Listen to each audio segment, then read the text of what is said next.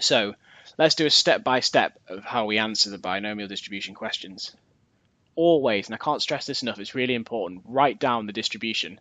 It's a really easy step to skip, but if you just write it down, it reminds you of what n and p are straight away, and you can also use it to say, do I need the tables, or can I just skip? Or do I need to use the formula? Okay, it's a good way of identifying whether you need the formula or not. Write down the probability that we're interested in. So it could be probability that x is 2, or probability x is larger than or equal to 3. It could be anything, okay, but write down the one we need to answer the question. Look at that probability. If it's an equal sign, we can just use the normal binomial distribution formula, okay, the one without the summation sign in. If it's got an inequality sign, though, we need to convert it to use the less than or equal to symbol. That's what we were doing a few pages ago, converting it to use less than or equal to symbol. Now, check if the values of n and p are in the table, okay? Are n and p in the table? If so, we can just use that table. If not, we need to apply the formula, okay? Or use your stats calculator if you've got one of those. So let's do a couple of examples to show this in action. Okay, so we've got a basketball player scores on 62% of his free throws. He takes 11 free throws in a match. Find the probability he scores at least 5 of them. So, step 1, write down the distribution. Okay, this first number, remember, is n. This is the probability of success. So he throws it 11 times, and the probability of success for each go is 62% or 0.62. Okay, so write that down. It reminds us what n and p are. Write down the probability we're interested in. The bit that gives us the probability that he scores at least 5 of the 3 throws. So it's going to be the probability that x is larger than or equal to 5. It says at least 5, which includes 5, yeah? So it has to be a larger than or equal to sign. We're then going to check which formula we need. We're going to need the cumulative formula, aren't we? Yeah. We're not going to get away with the standard formula because we've got an inequality sign. We're going to need the cumulative formula. Now we're going to convert the inequality because we need to use a less than or equal sign. So we need to use the less than or equal to sign. Okay, we've got a larger than or equal to at the moment, so we need to convert it. That's the bit we were doing before with these little graphics.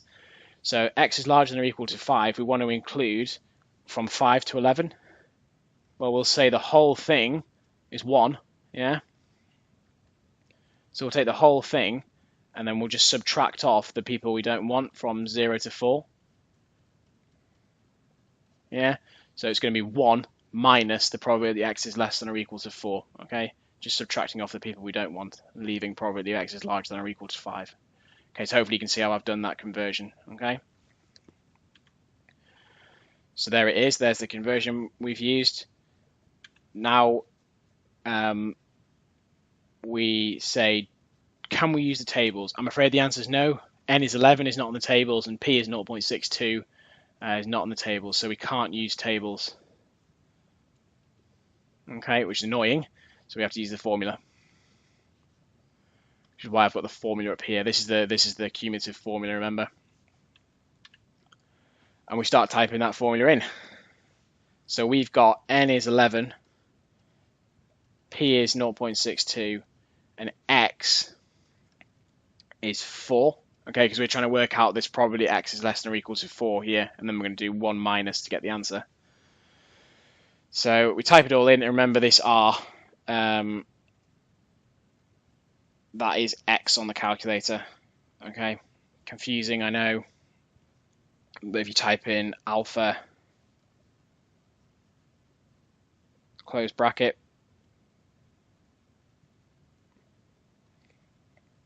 that'll get you the X key, and then you just type it in with all the R's replaced for X's. Type in that big formula and you get a number. That's the probability X is less than or equal to 4, but we wanted 1 minus it. That's what we said we're going to work it out. So we do 1 minus 0.0768, which leaves us with the answer. Okay.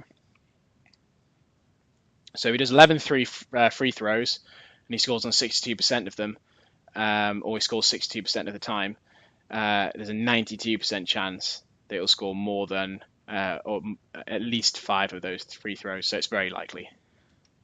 Let's have a look at another example. Manufacturing company finds that 10% of its bolts have failed after 1 year. It sells 50 bolts. What's the probability that 10 of them, or more than 10 of them, have failed after 1 year?